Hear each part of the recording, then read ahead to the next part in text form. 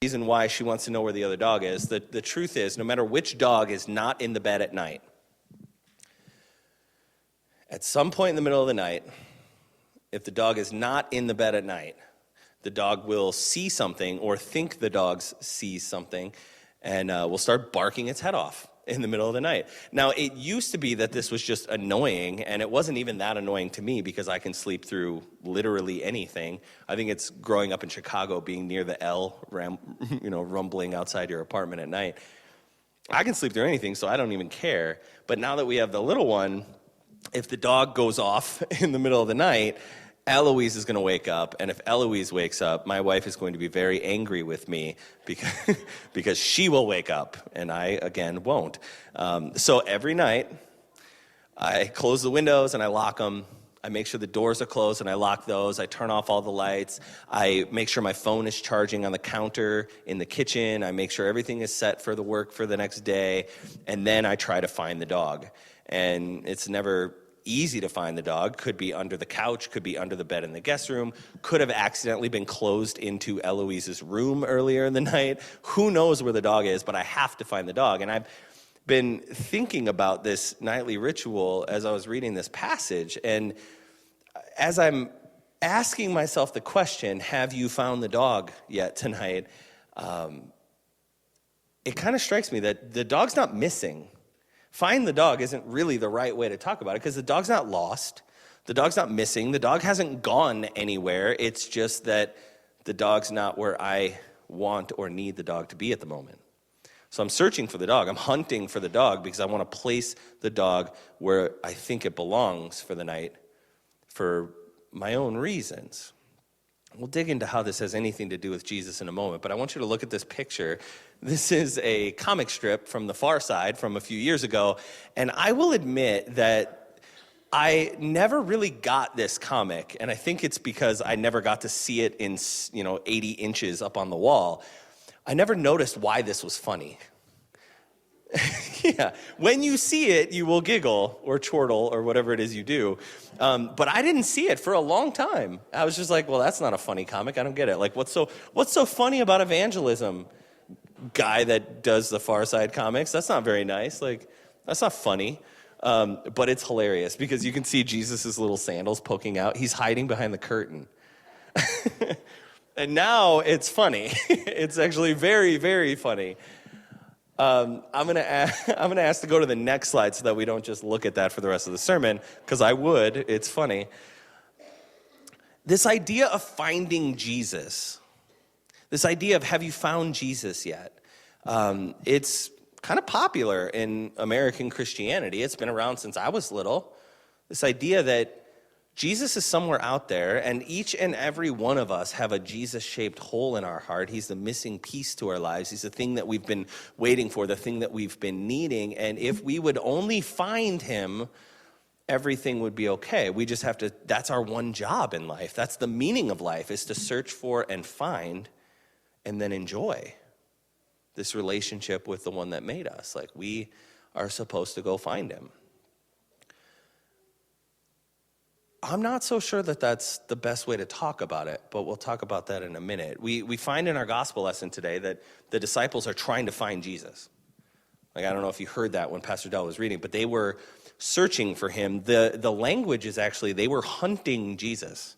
They were hunting for him. That's the word that they're using. They're singularly focused. They're intent on finding him. And the question is, how did we get here?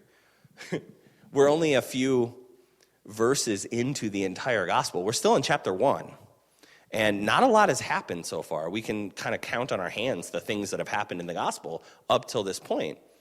Jesus gets baptized, and then he goes out into the wilderness to be tempted by Satan and ministered to by the angels, right? Then he comes back into the city and he starts to gather disciples unto himself. He starts calling people and saying, "Follow me," and he's preaching all over the place wherever he goes.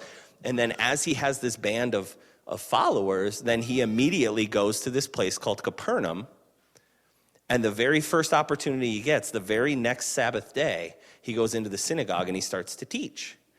And while he's teaching, he's interrupted by a man with an unclean spirit, and he has to deal with that, and it's this amazing, miraculous exorcism that Jesus performs right in the middle of his sermon.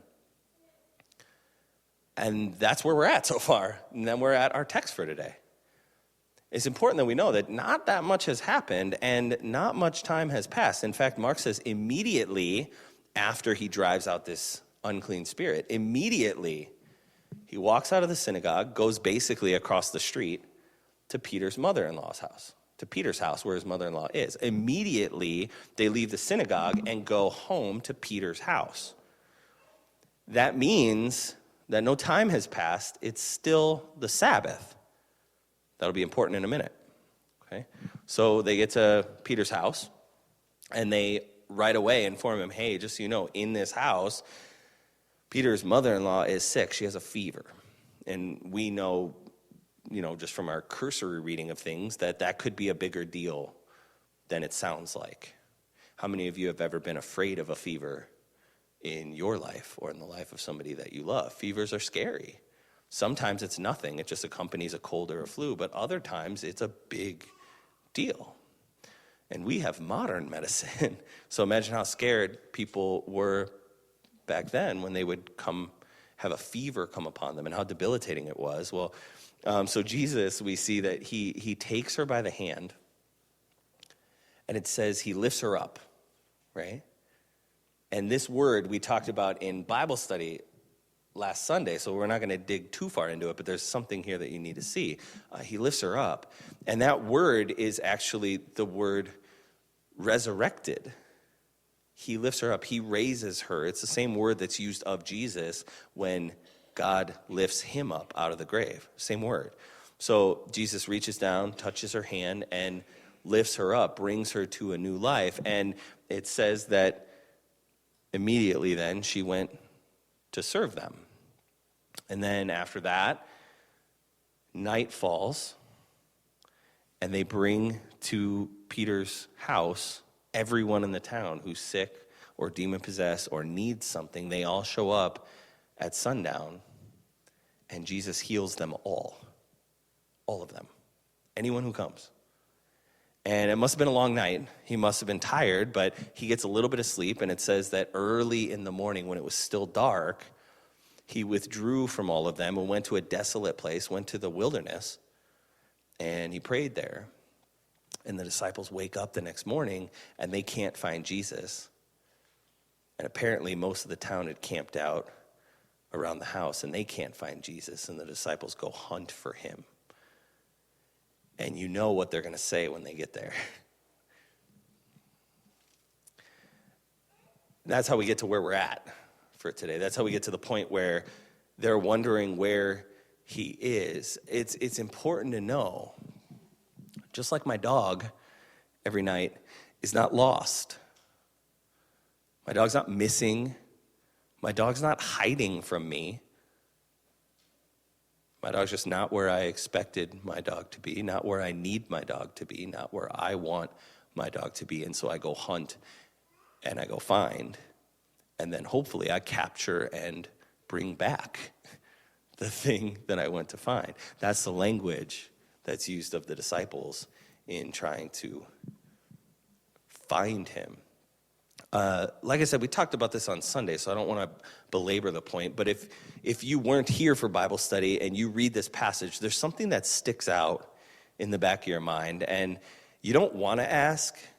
You don't really want to bring it up, but you're thinking about it. And so I might as well just address it. And that's the whole thing with how come Peter's mother-in-law gets healed and then has to make them sandwiches and cut the ends off, cut the crusts off of them? That's not fair. Like, that's weird. And we don't do that. I don't know. Do any of you guys going to watch the Super Bowl today?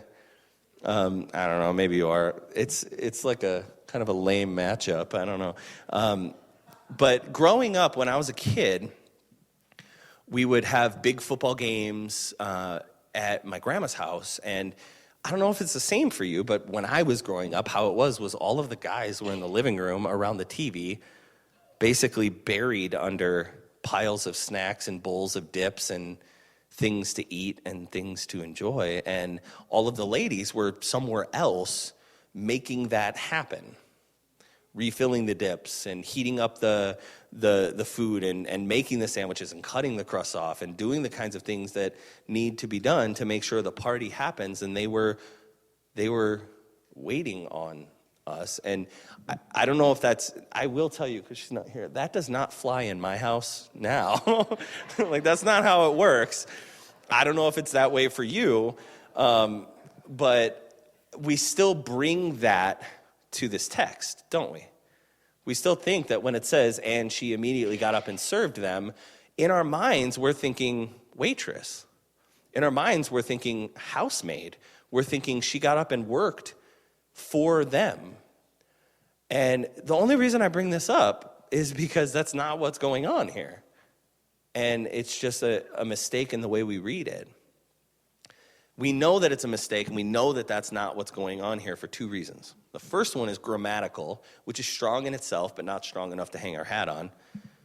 The grammatical reason is the word here for she served them is diakonia in the Greek for service. It's the word that we get deacon from and deaconess.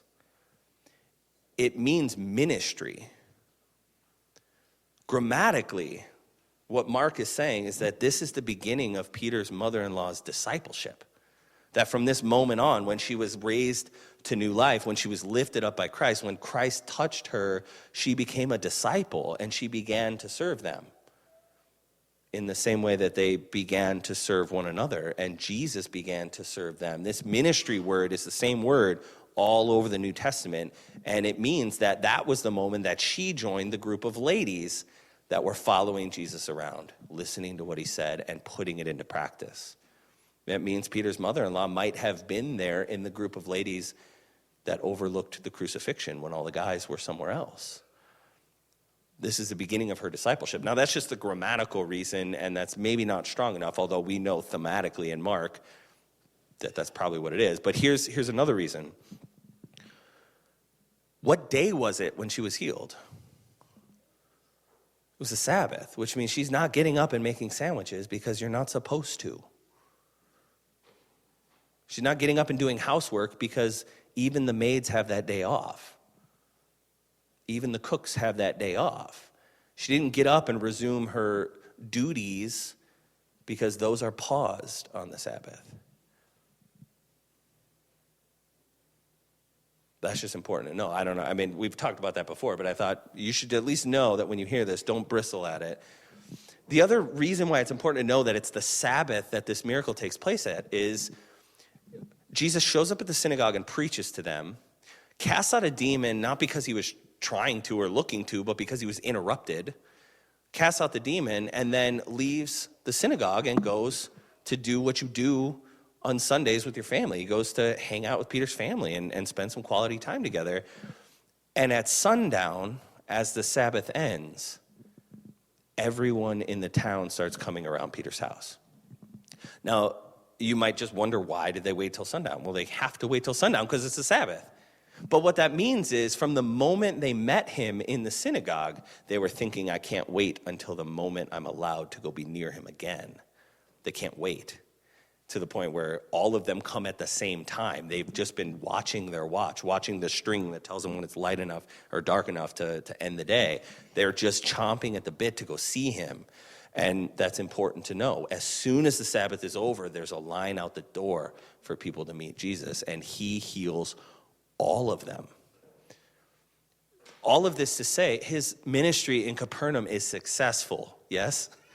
Things are going well for him there. People like him there. People are following him there. People want to hear what he says there, and they want to see what he does there, and they want to be around him when he does it. It's going well. He's a success.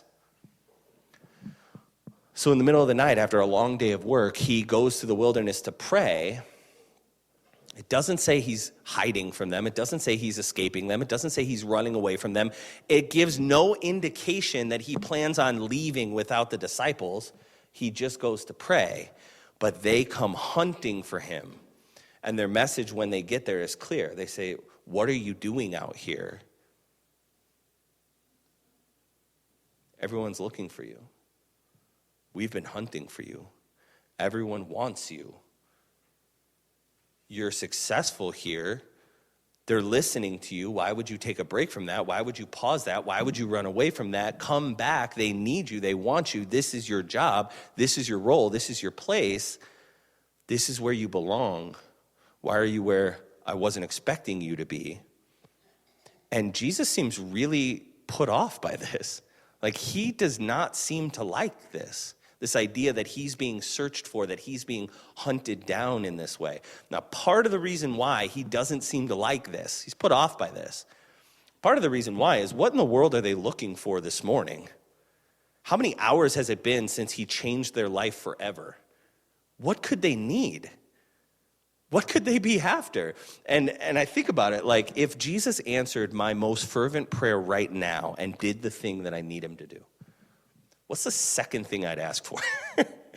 Because that's basically what they're doing. They're like, wow, this changes everything. My life is different. I can go back. It's like I'm new again. I can go back to my relationships and there's nothing standing in the way. My body is back to normal. My mind is back to normal. I'm completely made whole. I'm made well. But if I could have like $100 extra right now, I wonder if Jesus would like throw that in. Maybe if I go ask him again, he'll give me my second greatest wish, which is whatever that is.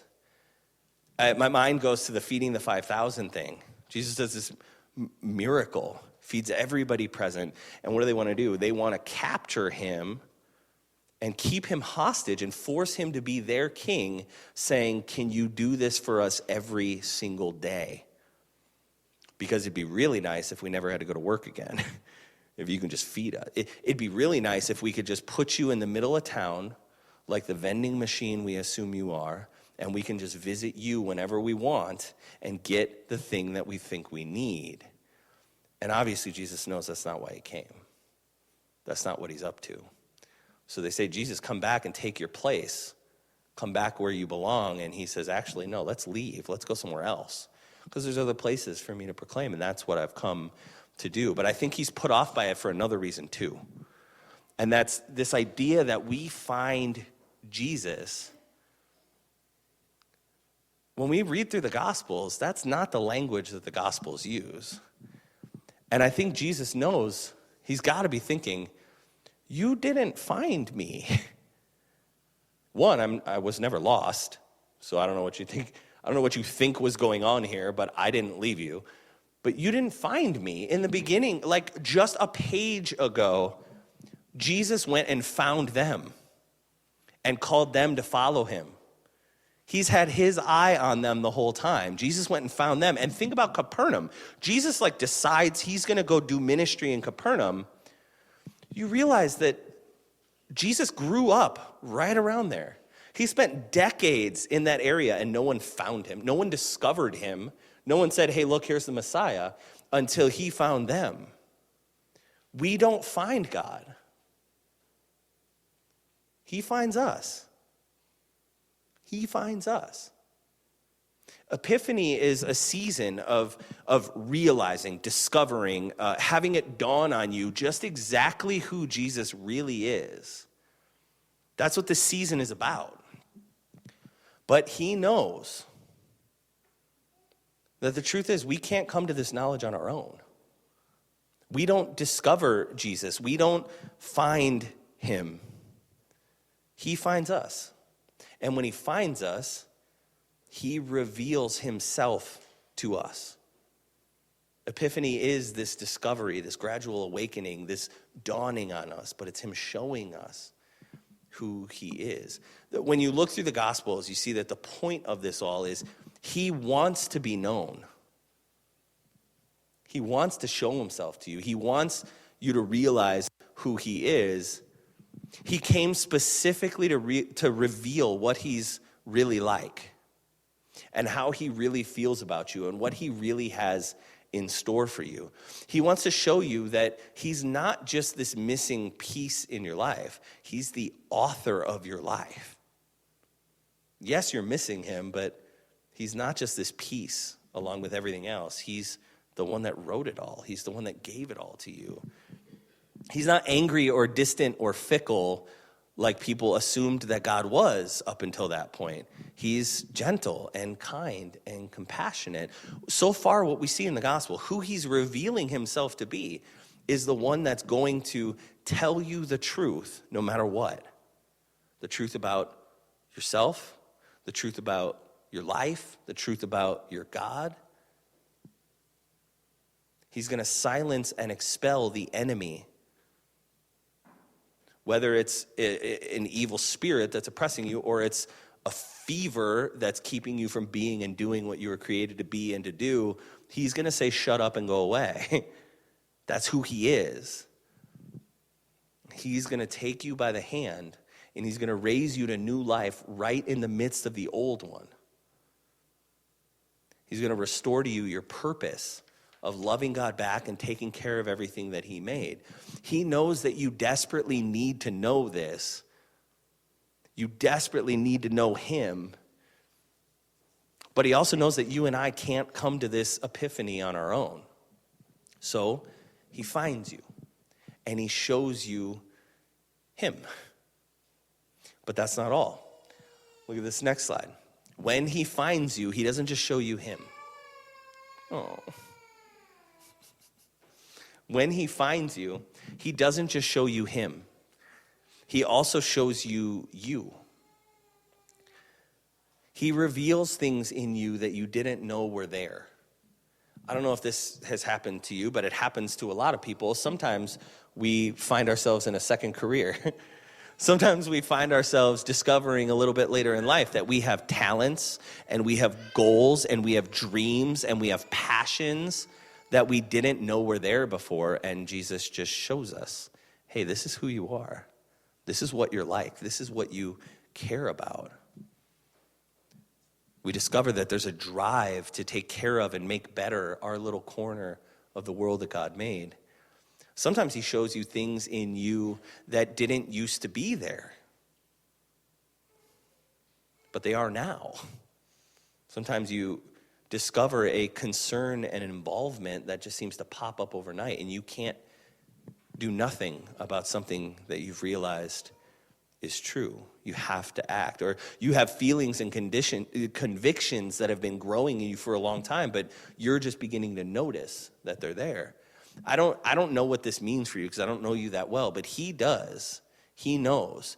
And to put it in language that we're comfortable with, like the way that Paul talks about it, the fruit of the Spirit, what this means is he shows you love in your life that didn't used to be there. He shows you peace in your life where there used to be less or none. He shows you joy in your life that doesn't seem to match the circumstances that you're going through. He reveals to you who you really are, and sometimes it surprises us. He came to find you. And he keeps revealing himself to you. He's showing you more and more day by day what it means that he's your Savior, what it means that he's your healer, what it means that he's your deliverer. But he also keeps revealing you to you, showing you more and more of what your heart and your mind and your life are becoming as you let him remake you in his image, as you become what he first dreamed you up to be. The question is, what if we find ourselves in a similar position to the disciples this morning? Because we've all been found by Jesus. We've all had him reveal who he is to us. That's why we're here. That's why we're Christians. That's why we go to church on Sundays. He found us and he revealed himself to us. But what if you wake up one morning like the disciples did? You look around and you can't see him. You don't recognize the life that you have, the circumstances that you're in, the situations that you're in. It doesn't seem like it used to seem, and it doesn't feel familiar, and it doesn't seem obvious. What if you're in a season where it seems like you can't find him in your life or in your relationships or in your circumstances? And you're saying, where is he this morning? Where is he right now? I swear I went to bed and he was right there, and I woke up and I don't know where he is anymore. He hasn't left you. The message that he came to proclaim, the thing he said over and over and over again, is the kingdom of God has come to you. It's near you. And it's not wobbly. It's not like the ocean tides that recede and then swell. And sometimes you're in the presence of God and sometimes you're not. Sometimes you get to feel him and sometimes you don't. Sometimes he speaks to you and sometimes he doesn't. Sometimes you can find him and sometimes you can't. It's not like that. He says the kingdom of God has come, is here. He came to find you and he died to have you. And he said, I'm never going to leave you and I'm never going to forsake you. So where is he when you don't feel like you can find him? And here's the question. Have you checked the Eremos? Say, Pastor, I don't speak Greek. This is the word that we translate in our passage as the desolate place, the wilderness. It's used 48 times in the New Testament and a whole lot more than that in the Old Testament. Sometimes in the English it's translated as the wild and the waste. Lots and lots of things happen biblically in the wilderness, in the Eremos. If you've ever been to the desert, like technically we're in the desert, but if you've ever been to the desert where there's not a Whole Foods, like if you've been to the desert, then you know that it's at the same time dangerous and terrifying, but also beautiful and peaceful. There's nothing there, in a sense, but at the same time, it's full of things that can bite you and sting you and kill you, and it's also full of things that'll take your breath away with their beauty. God is perfectly comfortable in the wilderness. God and his people seem to meet and hang out there more than you'd think they would when you read back through the Bible. A lot happens in the wilderness. The question is there any wild and waste still in you? If so, Jesus is going to wander over there. And if you try to demand that he stay in the comfortable, familiar places, like the disciples demanded, they said, Teacher, you're successful here. Let's just hang out and bask in victory and enjoy the success and the growth of the movement. Let's do life only here. They love you here. And Jesus says, no, it's time to move on. Let's go to the next place so I can proclaim there too, because that's why I came. Let's go to the next place so I can heal that place too, because that's why I came. Let's go to the next place so I can deliver in that place too, because that's why I came. We're not too many days away from Lent. It's coming up quick. Lent is a very appropriate time to consider the dark corners of our hearts and our minds and our lives and our relationships. The places where there's still wild and waste, the places where there's still need for healing, there's still need for forgiveness and for growth, for restoration. If you find yourself in the position of the disciples, when he doesn't seem to be anywhere else right now,